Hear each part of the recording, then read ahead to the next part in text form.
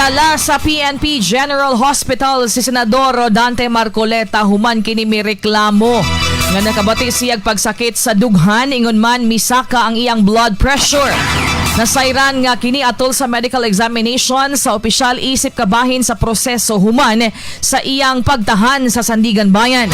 Nasayrang nag-issue ang Sandigan Bayan 3rd Division og warrant of arrest kalabot sa kasong plunder niini diin gikasuhan o giakusahan si Marcoleta nga nakadawat og 75 million pesos nga campaign donations.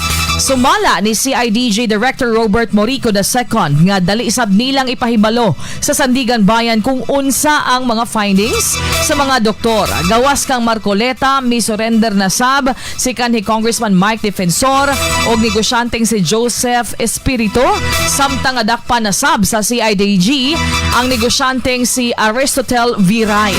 RMN News.